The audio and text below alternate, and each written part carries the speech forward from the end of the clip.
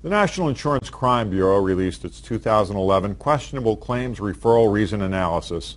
The report examines 6 referral reason categories of claims: property casualty, commercial, workers' compensation, vehicle, and miscellaneous referred in 2011, with those referred in 2009 and 2010.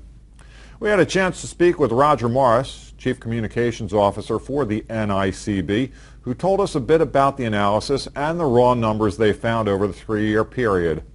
Morris says that in 2009, the Bureau received about 84,000 questionable claims from its member companies, which include most of the major property and casualty insurers. In 2010, that number increased to nearly 92,000. And last year we received 100,450. That's the first time we've topped the 100,000 mark.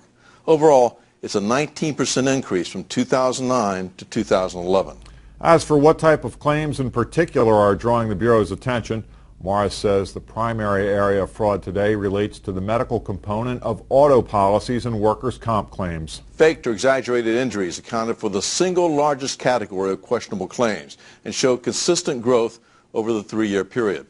A lot of this relates to states with personal injury protection, or PIP coverage. PIP allows for payment of medical claims associated with auto accidents without determining fault.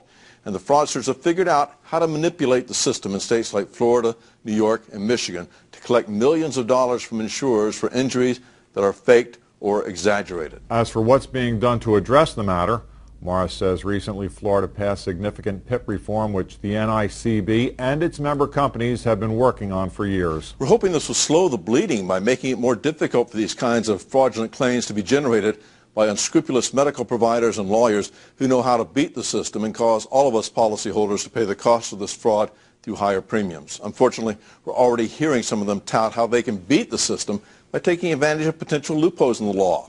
We've also worked hard in New York and Michigan on legislative changes, and we've seen some progress in those states as well.